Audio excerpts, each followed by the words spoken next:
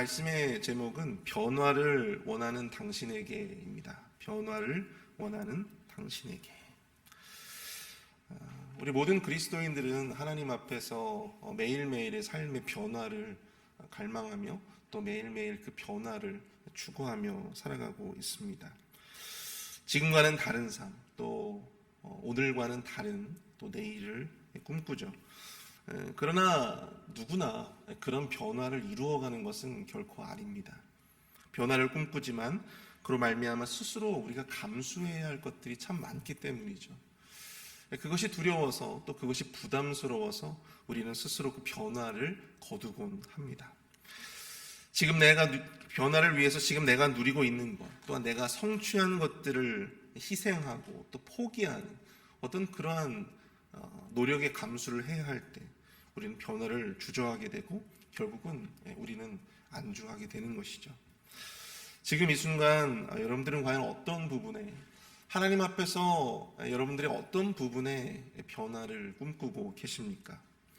교회의 변화, 또는 가정의 변화, 혹은 여러분들이 가지고 있는 어떤 관계의 변화들, 어떤 부분에 변화를 꿈꾸더라도 변하지 않는 한 가지는요, 그 변화를 위해서 우리가 누리고 또 우리가 가지고 있는 것들, 그것들을 우리가 과감하게 내려놓고 감수해야 할 것들, 마땅하게 감수해야 한다라고 하는 사실입니다. 특별히 오늘 본문은 이 6살의 어린 나이에 왕이 된 요시야 왕의 이야기로 시작이 됩니다.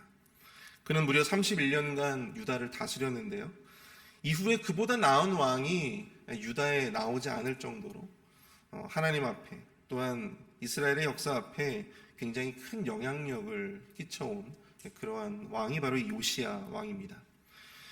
그가 이룩한 유다의 종교 개혁, 가장 위대한 바로 이 사건, 성전을 수리하고 또 그 과정에서 발견된 율법책을 바탕으로 나라와 공동체를 변화시켜 나아갔던 그 개혁의 작업들, 오늘 우리는 이 본문을 통해서 매일매일 하나님 앞에 더 나은 신앙으로, 더 나은 섬김과 헌신으로, 더 나은 삶을 갈망하는 그러한 변화를 꿈꾸는 모든 그리스도인들이 마땅히 품고 있어야 할 변화를 위한 영적인 지혜는 과연 무엇일까? 요시야를 통해서 함께 발견해 나아가 보고자 합니다. 그 첫 번째는 변화를 꿈꾸는, 변화를 원하는 당신에게, 지금 하나님께서 말씀하신 첫 번째는 바로 내가 할 수 있는, 지금 내가 할 수 있는 일을 먼저 시도하는 것입니다. 지금 내가 먼저 할 수 있는 일을 먼저 도전하고 시도하는 것이죠. 오늘 보면 3절부터 7절까지의 말씀을 보시면요, 요시야는 왕이 즉위한 지 18년이 되던 해에 성전 보수를 위한 명령을 내리게 됩니다. 그가 왜 보다 더 일찍 성전 수리를 하지 못했을까? 그 이유는 정확하게 알 수는 없어요. 하지만 왕으로서 성전을 수리하라고 하는 이 명령, 이 한 명령을 통해서 유다는요, 뜻하지 않았던 대변화를 야기하게 되었습니다. 우리 8절을 함께 보실까요? 대제사장 힐기야가 서기관 사반에게 이르되 내가 여호와의 성전에서 율법책을 발견하였노라 하고 힐기야가 그 책을 사반에게 주니 사반이 읽으니라. 성전을 수리하는 과정에서 성전에서 율법책을 발견하게 된 것입니다. 근데 우리가 여기서 이 발견이라고 하는 단어를 주목해야 돼요. 발견. 왜 발견이라고 하는 단어를 사용했을까? 여러분들 아시다시피 여러분들 이 유다에 율법책이 없었겠습니까? 그 전에는 이 유다의 율법책이 없었다는 이야기처럼 들려지잖아요. 왜 발견이라고 하는 단어를 사용했을까? 우리가 어제 새벽에도 읽었지만 요시야가 왕이 되기까지 두 왕을 거치게 되어졌습니다. 바로 이 므낫세와 아몬이라고 하는 왕을 우리가 이스라엘 백성들이 섬기게 되었죠. 특별히 이 두 왕은요, 굉장히 유다 역사에 있어서 굉장히 악한 왕으로 손꼽히는 그런 왕들이었습니다. 그 두 왕의 시대는 어떻게 보면 이 유다 역사의 암흑기와 같았던 그런 시기였어요. 대놓고 이 우상이 섬겨지는, 우상 숭배가 아주 극심했던 그러한 시대였습니다.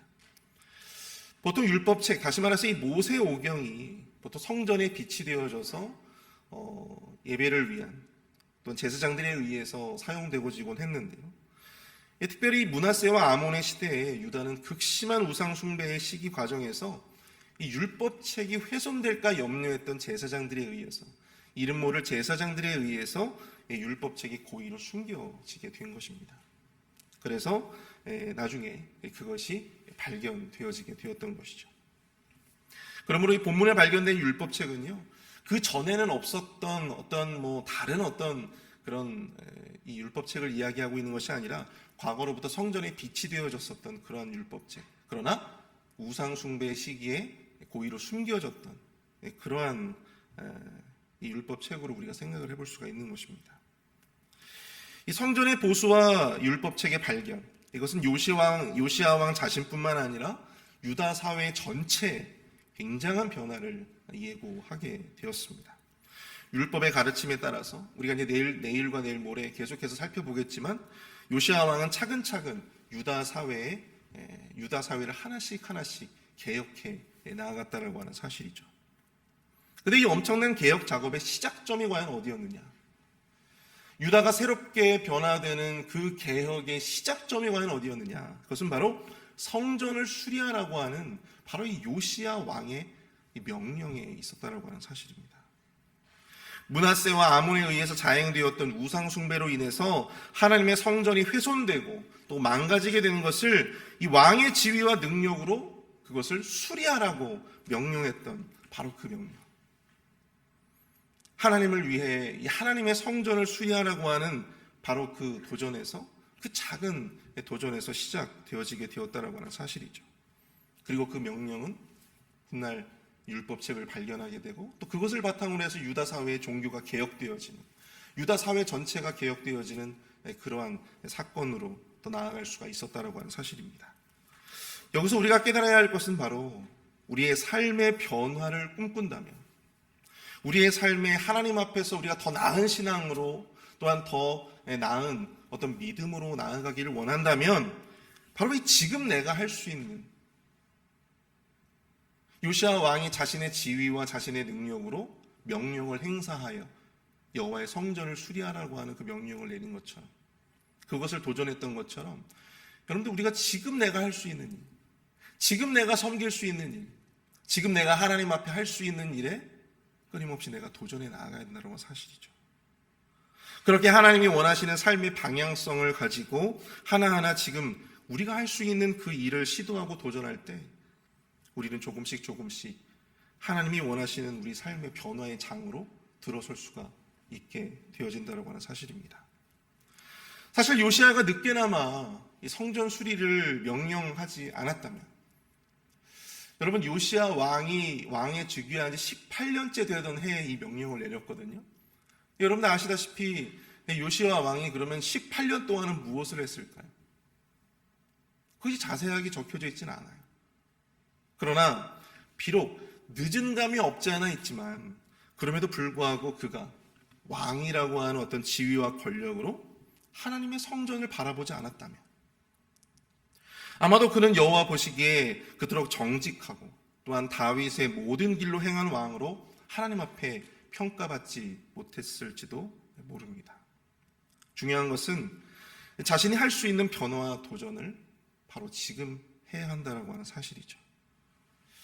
바로 지금 이 순간 하나님 앞에 더 나은 믿음으로, 더 나은 신앙으로 결단하고 그 변화를 갈망하는 저와 여러분들이 결단할 수 있는 것은 과연 무엇일까?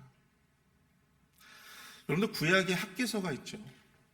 근데 학개서 1장을 보시면요, 하나님께서 포로에서 귀환한 이스라엘 백성들에게 성전 건축을 종용하시는 장면이 나옵니다. 사실 이스라엘 백성들이 포로에서 귀환하자마자 하나님을 위해서 성전을 지어 바치려고 했어요. 그런데 여러 대적들의 방해 공작으로 인해서 그것이 계속 막혀지고, 그러다 보니까 이들도 처음에는 되게 의욕적으로 시작을 했지만 나중에는 그것이 계속 좌초되고 좌절되니까 그들 스스로도 지금 지쳐갔던 거예요. 그러다 보니까 성전은 계속해서 지지부진 건축을 하지 못하는 상황에 이르렀던 것이죠. 그럴 때 하나님께서 그들에게 이런 말씀을 하십니다. 이 성전이 황폐하였거늘 너희가 이때 판벽한 집에 거주하는 것이 옳으냐. 하나님의 성전은 이렇게 무너져 가는데 너희들은 그렇게 잘 가꾸어진, 잘 만들어진 그런 판벽한 집에 거하는 것이 과연 옳은 것이냐? 그러면서 이런 말씀을 하세요. 너희는 산에 올라가서 나무를 가져다가 성전을 건축하라. 그리하면 내가 그것으로 말미암아 기뻐하고 또 영광을 얻으리라. 여호와가 말하였느니라. 산에 올라가서 나무를 가져다가 성전을 건축하라고 하십니다. 근데 여러분, 다윗 성전, 그러니까 솔로몬 성전을 지을 때는 성전을 위해서 어떤 나무가 사용되어졌죠? 백향목이 사용되어졌잖아요. 여러분, 백향목은요, 수입해다가 쓴 나무입니다. 이스라엘에서 나는 나무가 아니고요, 레바논이라든지 이런 두로에서 그 나무를 수입해다가 사용했던 왕이었어요. 사용했던 그런 나무였어요. 근데 지금 하나님께서 말씀하시는 거는 지금 너희들 주변에 그 산에 올라가서 그 나무라도 해다가 여호와를 위한 성전을 지어 바치라는 것입니다.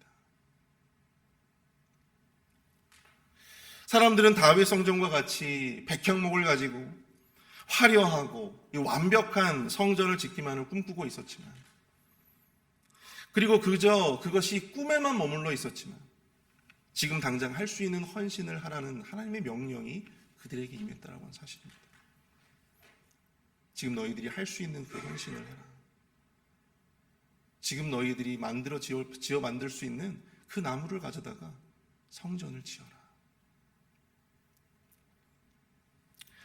목회자로서 이 봉사나 섬김을 우리 성도님들에게 부탁드릴 때가 있습니다. 그러나 대부분 많은 분들이 지금이 아닌 더 나은 상황과 더 나은 환경 가운데서 지금이 아니라 나중에 더 봉사하고 섬기겠다라고 하시는 분들이 참 많아요. 지금은 우리가 여기저기 돈이 많이 들어가서 사실 11조 드리기도 힘들고 여러 가지로 어렵습니다. 그래서 나중에 자녀들이 대학이라도 들어가면 그때 가서 제가 제대로 11조 생활도 하고 제대로 교회 봉사도 열심히 하겠다고. 근데 그렇게 말씀하시는 분들이 참 많아요. 근데 여러분, 그날이 올까요? 저는 그날은 오지 않는다고 생각이 되어집니다. 여러분, 11조와 또한 봉사와 섬김은요, 환경의 문제가 아니에요. 그것은 믿음의 문제이고 또 의지의 문제입니다. 연초가 되면 우리는 늘 하나님 앞에 어떤 큰 비전을 가지고 새롭게 한 해를 시작합니다. 새로운 도전을 계획하죠. 하나님을 위해서 내가 더 큰, 작년보다는 내가 더 큰 헌신으로, 더 큰 봉사로 섬기겠다라고 하는 어떤 그런 생각들을 모두가 갖습니다. 근데 여러분, 그렇게 먼 미래에 하나님을 위한 무엇을 꿈꾸기보다는 지금 이 순간 내가 드릴 수 있는, 지금 내가 하나님 앞에 올려드릴 수 있는 예배에 집중하고, 또 지금 내가 하나님 앞에 올려드릴 수 있는 분량의 11조를 하나님 앞에 올려드리는 것이 하나님께서 더 원하시는 그런 우리를 향하신 우리 하나님의 뜻이라고 하는 사실을 우리가 기억해야 될 줄로 믿습니다. 지금 내가 드릴 수 있는 그 작은 헌신과 지금 내가 도전할 수 있는 그 작은 변화들이 나비 효과가 되어져서 요시아가 이룩했던 유다의 대종교 개혁의 사건처럼 우리 인생에 또한 우리의 삶에 더 큰 변화와 성장으로 하나님께서 함께 주시게 될 줄로 믿습니다.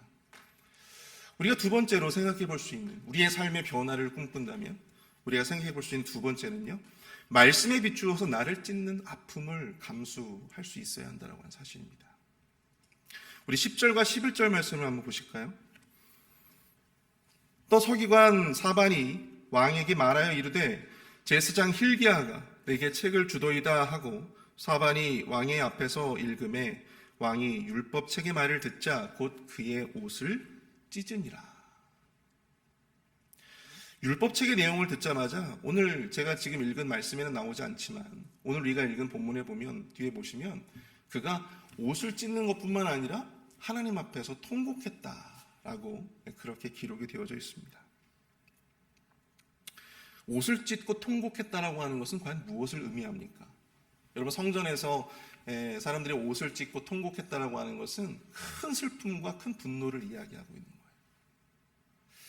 도대체 무슨 내용이었길래 지금 이 요시야 왕이 그 옷을 찢으면서 한탄했을까? 13절을 한번 보실까요? 13절. 너희는 가서 나와 백성과 온 유다를 위하여 이 발견한 책의 말씀에 대하여 여호와께 물으라.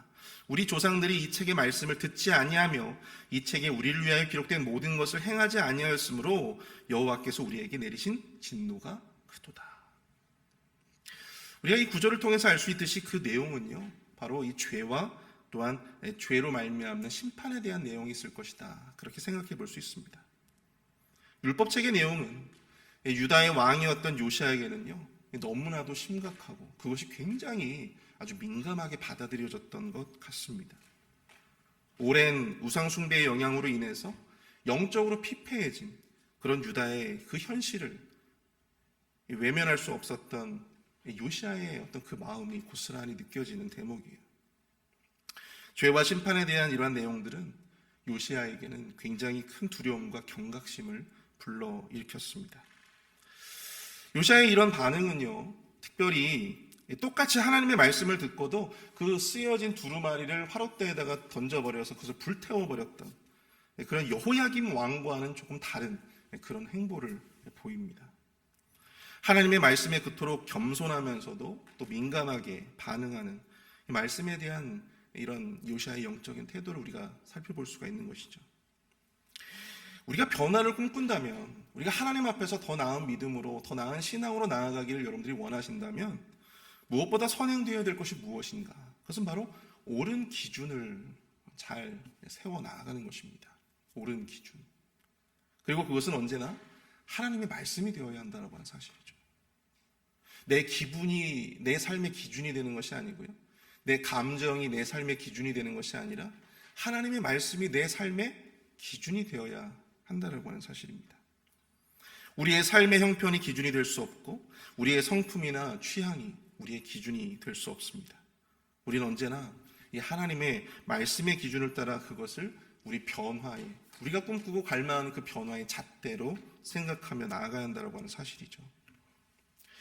요시야가 이룩한 이런 변화와 개혁은요, 결국 그가 발견하여 들은 하나님의 말씀을 기준으로 삼고 진행되었습니다. 그리고 차근차근 자신과 바로 이 유다 공동체 전체를 그 말씀을 통하여, 그가 전에는 들어보지 못했던 그 율법책의 그 말씀을 통하여 유다 공동체를 조금씩 바꿔나가게 되었다고 하는 사실이죠. 그러나 그 말씀을 통한 우리 삶의 변화와 개혁은요, 결단코 순조롭게 진행되어지지만은 않습니다. 뼈를 깎는 아픔을 동반할 수밖에 없다라고 하는 것이죠. 요시야 왕이 이 율법책의 이야기를 듣고 자신의 옷을 찢고 하나님 앞에 통곡하며 한탄했듯이 우리는 말씀을 통해서 우리 자신을 끊임없이 찢는 그 아픔을 감수해야 한다라고 하는 것입니다. 그러한 결단과 헌신이 없다면 우리는 결단코 하나님 앞에서 더 나은 신앙인으로, 더 나은 믿음의 조상으로 우리 후손들 앞에 설 수 없다라고 하는 사실이죠. 여러분들 아시겠지만 이 독수리라고 하는 동물이요, 대개 40년에서 70년 정도를 산다고 합니다. 빨리 죽으면 한 40년 정도 살고 또 길게 살면 한 70년 정도 산다고 하는데, 이 독수리들이 40이 넘어가면 슬슬 발톱도 무뎌지고 부리도 무뎌진다고 합니다. 그렇게 이제 슬슬 그렇게 힘이 약해지다가 죽어가는 거예요. 그런데 그 가운데서도 이 강인한 이 독수리들은요, 자기 스스로 이 무뎌진 부리와 그 발톱을 바위에 부딪혀서 그것을 일부러 부러뜨린다고 합니다. 그러면서 새 부리와 새 발톱이 나도록 하는 것이죠. 그리고 그것을 가지고 남은 30년, 40년을 살아간다고 합니다. 변화라고 하는 것은 이처럼 고통스러운 작업이 수반될 수밖에 없습니다. 변화는 아프고 고통스럽지만 여러분들 그 결실은 굉장히 영광스러운 것이죠. 아무쪼록 우리가 우리의 신앙의 변화 그리고 성장과 도전을 원한다면 그것을 위한 오늘의 이 고통과 또한 아픔을 인정하고 또 그것을 감수할 수 있는 그 믿음과 용기가 우리 안에 있기를 축복합니다. 여러분, 사람들은 누구나 좋은 교회를 원하잖아요. 그러나 이 지상의 교회는요, 모두 이 어둠과 빛의 모습을 다 가지고 있잖아요. 우리 교회도 마찬가지입니다. 목회자와 교회의 리더십들은요, 이 교회가 가지고 있는 빛과 어두움을 잘 분별할 줄 알아야 돼요. 그리고 고통스럽더라도 이 교회의 어두움을 빛으로 바꾸어 나아가는 그 개혁의 작업, 그 변화의 작업들을 해 나아가야 한다는 사실입니다. 그래야 교회가 하나님 보시기에 좋은 교회, 또한 영성 있는 교회로 나아갈 수가 있는 것입니다. 그러나 오늘날 교회의 모습들을 보면 어떠십니까? 누구나 다 좋은 교회를 원하지만 좋은 교회가 되기 위한 과정, 그 고통의 과정에서 내가 감수해야 할 것들을 감수하지 못하는 그런 모습들이 참 많이 있음을 보게 됩니다.